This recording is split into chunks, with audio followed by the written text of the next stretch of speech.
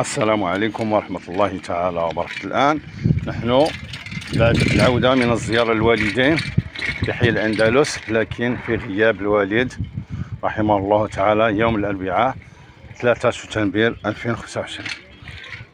إذن قبل أن نبدأ في هذه الأخبار صلوا على رسول الله.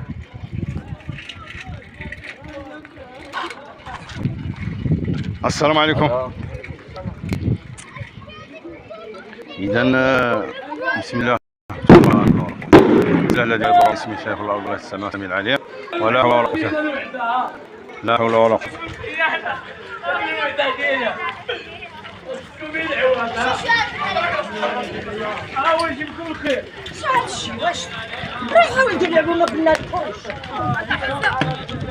لا حول ولا قوة إلا بالله العظيم ولا حول ولا قوة إلا بالله. إذا مشاهدينا الكرام قبل أن نبدأ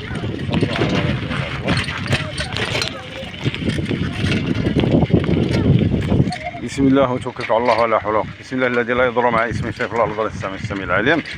إن الله من صلى على النبي الذين صلوا عليه وسلموا تسليما. إذا غياب الأب ليس بالأمر السهل مشاهدينا الكرام. نقول الأمر ذي ربنا لله ما أعطى لله ما أخذ. إنا لله وإنا إليه راجعون. اللهم ربي تغمد برحمتك الواسعة. اللهم إنا بك نشهد بأنك أنت الله الذي لا إله إلا أنت الأحد الصمد الذي لم يلد ولم يكن له كفوا أحد وكان يظن بك خيرا. اللهم ربي ادخله جنتك بغير حساب وسابق عذاب.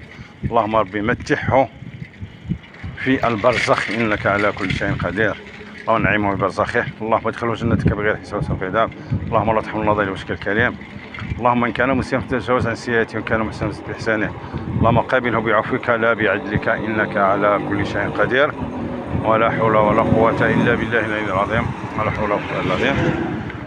ولا حول. اللهم اغفر له وارحمه وارفع مكانته العليا مع النبيين الصديقين والشهداء وحسن أولئك رفيقا يا رب العالمين يا رب العالمين إنك على كل شيء قدير. اللهم إن كان مسيئا فاجعل إن كان محسنا فزد بإحسانه. اللهم ابدل سيئات حسنات. اللهم ابدل سيئات حسنات يا رب العالمين.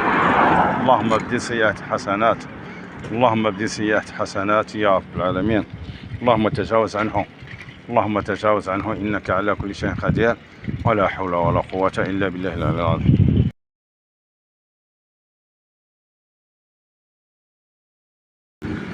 الله يرحمه تجاوز عنه.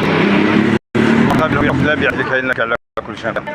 اللهم اجعل كل ما ذكرنا كله ذكر بقية الصالحات في صحيح أبي رحمه الله.